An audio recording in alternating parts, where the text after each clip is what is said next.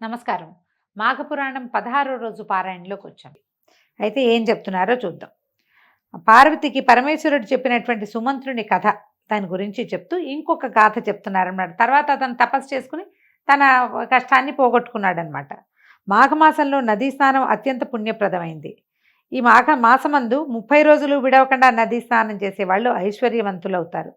వాళ్ళకి ఉన్నటువంటి కష్టాలన్నీ క్రమంగా తీరిపోతాయి.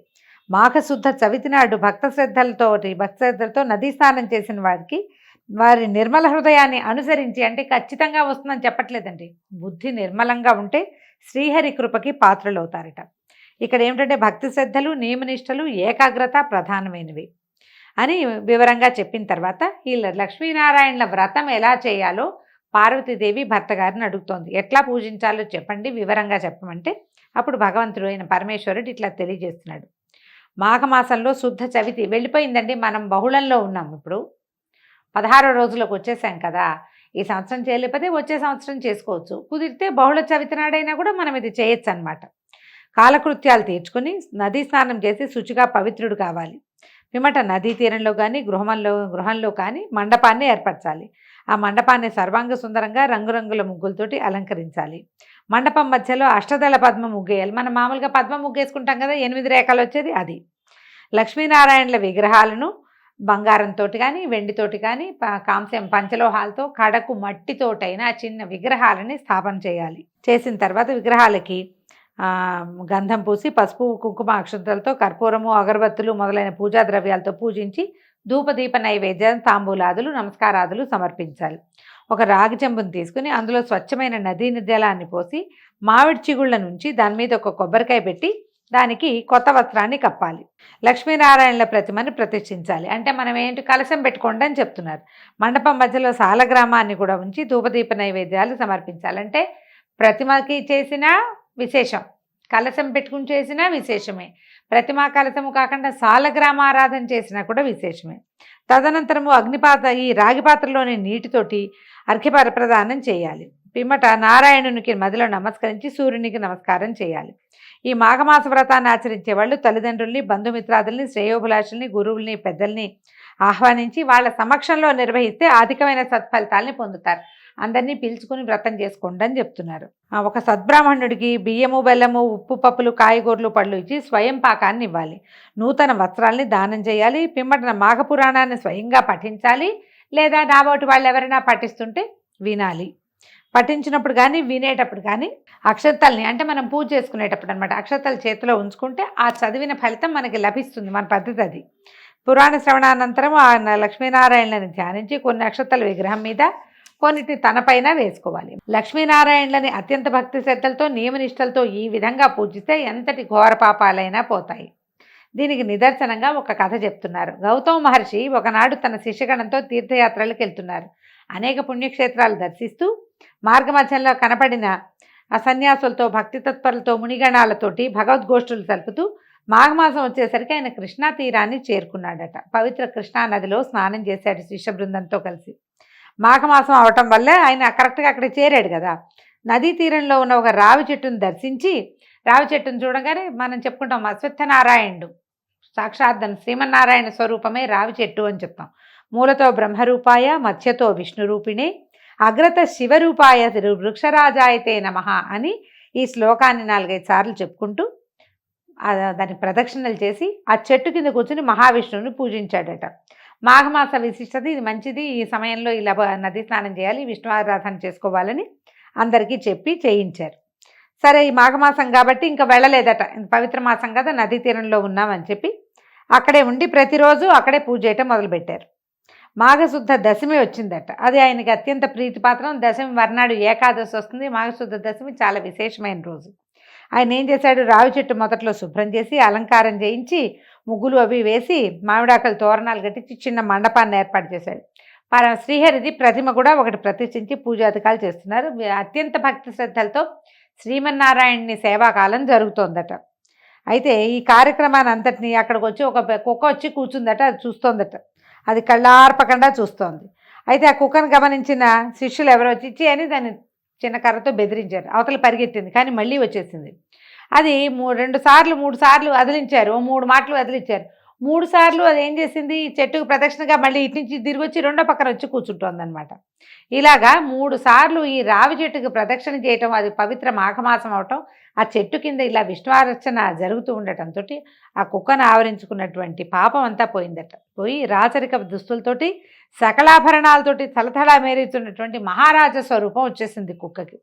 ఈ గౌతమ మహర్షి ముందు నిలబడి ముకుళితహస్తుడు 2 చేతులు జోడించి వినమ్రంగా ఆశీర్వచనం కోరుకున్నాడు.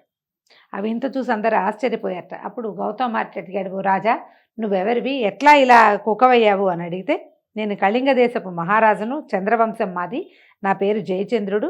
నేను అన్ని విద్యలయందు ఆరితేరి ప్రావీణ్యత సంపాదించాను. నా పరిపాలనలో ధర్మానికి న్యాయానికి కొదవలేదు. ఎన్నో దానాలు చేశాను, ప్రజల్ని కన్నబిడ్డల్లాగా చూశాను. ప్రజోపయోగ పనులు అంటే చెరువులు బావులు తవ్వించడము, మొక్కలు నాటించడం, సత్రాలు కట్టించడం, అన్నదానాదులు, ఎన్నో రకాల దానాదులు చేశాను. పశుపక్షాదులకి ఆశ్రయాలు కల్పించాను. అనేక దేవాలయాలు దేవతా విగ్రహాలు చేయించాను. దేవాలయాలు కట్టించాడు, దేవతా విగ్రహాలు చేయించాడు. యజ్ఞయాగాదులు చేశాను, విద్యాలయాలు పెట్టించాను. సకల పుణ్యకార్యాలు చేసినా కూడా నాకు ఈ కుక్క జన్మ వచ్చింది. ఎందుకు వచ్చిందో చెప్తానన్నాడు. ఒకనాడు ఒక శ్రేష్ఠుడు నా రాజదర్బారికి వచ్చి, నేను ఒక యాగం చేయి తలపెట్టాను. యజ్ఞం చేయటువంటి మాటలు కాదు, దానికి చాలా ధనం కావాలి. కాబట్టి ధనావసరంతో నీ దగ్గరికి వచ్చాను అంటే, ఈయన నేను సకలోపచారాలు చేసి ఆయనకి, అయ్యా మీరు చేయబోయే యజ్ఞం ఏదేంటో చెప్పండి విషయం అని కనుక్కుంటే ఆయన ఏమన్నాడు, రాజోత్తమ, నీకు తెలియని కొన్ని రహస్య విషయాలు చెప్తాను. ఈ నెల యందు సూర్యుడు మకర రాశిలో ప్రవేశిస్తాడు. ఈ మకరం చివరికి వస్తూ ఉండగా అందులోనే మాఘమాసం ప్రారంభం అవుతుంది. ఆనాడు సూర్యోదయం అయిన తర్వాత నువ్వు ఏదైనా నదిలో స్నానం చేసి ఆ భక్తి శ్రద్ధలతో భగవంతుడైన శ్రీమన్నారాయణని పూజించి మాఘమాస మహాత్మ్యాన్ని చదవటం కానీ చదివించుకోవటం కానీ చేస్తే నీకు వైకుంఠ ప్రాప్తి వస్తుంది. అశ్వమేధం చేసినంత ఫలితం లభిస్తుంది. తీర్థయాత్రలు దాన ధర్మాలు చేసినంత ఫలం సిద్ధిస్తుంది. మాఘశుద్ధ సప్తమి ఆదివారం కానీ దశమి ఆదివారం నాడు కానీ మాఘశుద్ధ పౌర్ణమి నాడు కానీ ఉదయాన్నే మాఘస్నానం చేసినా కూడా ఎంతటి ఘోర పాపాల నుంచైనా విముక్తి పొందుతావు. ఇది సత్యము. మాఘమాసం అంతటికీ ప్రత్యేకత ఉంది. ఇలా కనుక మాఘమాస వ్రతం చేస్తే మరుజన్మలో బ్రాహ్మణ జన్మ ఎత్తుతావు. కాబట్టి నువ్వు ఇది మాఘమాసాన్ని చేసుకోమని ఆయన సెలవిచ్చాడు. అయితే సరే, నేనేమన్నాను, నేను ఇప్పటిదాకా అది వినలా. నేను అందరికీ సహాయం చేయటం అవే నాకు తెలుసు. ఈయనకేమనిపించింది రాజుకి, ఏమిటి ఒక్క నెలలో స్నానం చేస్తే ఇవన్నీ వస్తాయా? నేను ఇన్ని చేశానే, నేను యజ్ఞయాగాదులు చేయించా, ఇళ్ళు వాకిళ్ళు కట్టించాను, గుళ్ళు గోపురాలు కట్టించాను, విద్యాలయాలు కట్టించాను, వాటి వల్ల మోక్షం వస్తుంది అదని ఎవరు చెప్పలేదు. నువ్వు వచ్చి ఒక్క స్నానం చేస్తేనే ఫలితం లభిస్తుందని చెప్పేసరికి ఆయనకు నచ్చలేదన్నమాట. మాఘమాస వ్రతం చేస్తే వైకుంఠ ప్రాప్తి కలగటం ఏమిటి, చేసిన పాపాలు పోవటం ఏమిటి, ఎక్కడైనా మంత్రాలకు చింతకాయలు రాలుతాయా, దానివల్ల ప్రజోపయోగం ఏముంది? ప్రజలకు ఉపయోగపడే పని చేస్తే వాళ్ళ ఆశీర్వచనాలతో ఏదైనా అవుతుంది. ఒట్టి మాఘంలో నా స్నానం నేను చేసుకుంటే, నా ఒంటికి నేను స్నానం చేసి నా భక్తికి నేను దండం పెట్టుకుంటే నాకు ఎట్లా వైకుంఠ ప్రాప్తి వస్తుంది అని చెప్పి ఇవన్నీ అతిశయోక్తులు నేను నమ్మనని ఎగతాళి చేశాను. కానీ ఏం చేయను, ఒక తెలియనితనంతో నేను ఆ పని చేశాను. నేను చేసే పనులే నన్ను కాపాడతాయి. నేను చాలా మంచి క్రియలు చేశాను. ఈ స్నానాలు దానాలు నేను నమ్మను. ఇది నీతి బోధలు నాకు చెప్పొద్దని నేను చులకనగా తీసేశాను. అయితే ఆ మునిసత్తమని అహం దెబ్బతిన్నది. సరే రాజా, నేను నీ మేలు కోరి చెప్పాను, తర్వాత నీ ఇష్టమని వెళ్ళిపోబోయాడు. అయితే నేను ఆయనకు కోపం వచ్చింది, కానీ నేను ఆయన యజ్ఞం కోసం డబ్బులు అడగడానికి వచ్చాడు కదా, మొదట ఆయన్ని బతిమలాడి యజ్ఞం వరకు డబ్బులు తీసుకెళ్ళండి, ఈ స్నానం సంగతి వదిలిపెట్టండి, ఇది నన్ను చేయమన్నారు, నాకు ఆసక్తి లేదు, మీకు కావాల్సింది మీరు తీసుకెళ్ళండి, ఇస్తాను కదా అని నచ్చజెప్పి ఆయనకి సగౌరవంగా పంపించాను. నాకు వార్ధక్యం సమీపించి మరణించాను. అప్పటి నుంచి వరుసగా 7 జన్మల నుంచి నేను కుక్క జన్మ ఎత్తుతూనే ఉన్నాను. మీరు చేసేటువంటి పూజ చేస్తున్నటువంటి పూజాస్థలం చుట్టూతా ప్రదక్షిణం చేయటం వల్ల నాకు మళ్ళీ పాత స్వరూపం వచ్చింది. నా రాత ఇంతకాలానికి తిరబడింది. విధివ్రాత తప్పించడానికి ఎవరి తరం? ఇన్ని జన్మల నుంచి లేనిది ఇప్పుడు నాకు నా పూర్వజన్మ ప్రాప్తించింది. పూర్వజన్మ స్మృతి కూడా, నేను ఏం చేయటం వల్ల నాకు ఇలాంటి జీవితం వచ్చిందో నేను తెలుసుకోగలిగాను. ఈ ప్రదక్షిణ తర్వాతే నాకు ఈ మార్పు కలిగింది. ఇంతటి ప్రత్యేకమైన విషయం జరగడానికి కారణం ఏమిటి అని అడిగేసరికల్లా గౌతమ మహర్షి తన దివ్య దృష్టితో చూసి ఇట్లా చెప్పారట. ఏమన్నారు? దివ్య దృష్టి కాదు, మాఘమాసం కదా ఇది, దివ్య దృష్టే కాదు, ఆయన దివ్య దృష్టితో చూసి ఇతని జీవితం ఏమైందో చూసుకుని అప్పుడు ఇతను చెప్తున్నారనమాట. నువ్వు మాఘమాసము దాని విశిష్టత పట్ల నీకున్న చులకన భావం వల్ల నీకు ఈ శునక జన్మ లభించింది నాయన. కానీ అదే మాఘమాసంలో అదే వ్రతం చేస్తుండగా నీకు తెలియకుండానే నువ్వు 3 సార్లు ప్రదక్షిణ చేయటం వల్ల నీకు మళ్ళీ యోగం లభించింది. మేము చేయబోయే మాఘమాస వ్రత నైవేద్యం తినటానికై నువ్వు వచ్చావు. నువ్వు రావడం కుక్క స్వరూపంలో వచ్చినప్పుడు ప్రసాదం తినటానికే కదా, అంతకంటే ఏం కావాలి కుక్కకు ఆహారం. మా శిష్యులు 3 సార్లు 4 సార్లు అదిలించారు, నువ్వు 3 ప్రదక్షిణం చేసావు. ఇలా భగవంతుడికి ప్రదక్షిణ చేయటం వల్ల, ఈ అశ్వత్థనారాయణ వృక్షం ఈ రావి చెట్టుకి ప్రదక్షిణ చేయటం వల్ల నీకు విశేషమైన ఫలితం లభించింది. నువ్వు ఈ అర్చనంతా చూసావు, ఇక్కడ జరుగుతున్నదంతా నీకు అర్థమైనా కాకపోయినా నీ చెవిలో పడుతోంది కాబట్టి నీకు ఇది లభించింది, నీకు పుణ్యం ప్రాప్తించింది. నువ్వు ఎలా అనుభవపూర్వకంగా తెలుసుకున్నావు చూడు, మాఘమాస ప్రాతమహత్యం ఎంత గొప్పదో నీకు ఇప్పుడు అర్థమైంది. అదే నువ్వే స్వయంగా వ్రతం చేసి, నువ్వే స్వయంగా స్నానం చేసి, దాన ధర్మాదులు చేసి విశ్వాలయంలో విష్ణువర్చన చేసుకుంటే నీకు ఎలాంటి ఫలితం లభిస్తుందో చెప్పు, నువ్వు ఆలోచించు అంటూ రాజుకు చెప్తుంటే పక్కనే చెట్టు త్వరలోంచి ఒక కప్ప బెకబెకమంటూ వచ్చి గౌతమ మహర్షి పాదముల మీద పడి బెకబెకమని గెంతుతూ అరుస్తూ మండపం వద్దకు వచ్చి శ్రీమన్నారాయణుడి విగ్రహాలను, ఆ చిత్రపటాలను, అక్కడ ఉన్నటువంటి పూజా విధానాన్ని చూస్తూ ఒక అందమైన నవయవ్వన తపస్విగా మారిపోయింది.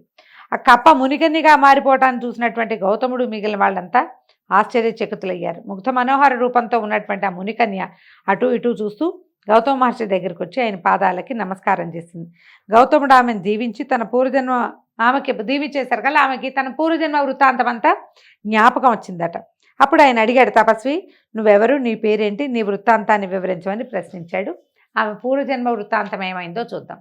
ఒక రాజు సమస్తమైన మనం చెప్పుకునేటువంటి నరసేవ అంతా చేసినా కూడా ఈ మాఘమాసం స్నానం చేసినా చేయకపోయినా ఒక పెద్దవాళ్ళు వచ్చి ఇది చాలా మంచిది, ఇది చెయ్యి అని చెప్పినప్పుడు దాన్ని అపహాస్యం చేయటం వల్ల అతను కుక్కగా జన్మించాడట. అందుకని ఇతరుల పూజా విధానాల్ని విమర్శించకూడదని చెప్తారండి. ఈ కథతోటి ఈరోజు పారాయణ పూర్తయిందండి. రేపు ఉదయం మళ్ళీ పారాయణతో కలుసుకుందాం. నమస్కారం.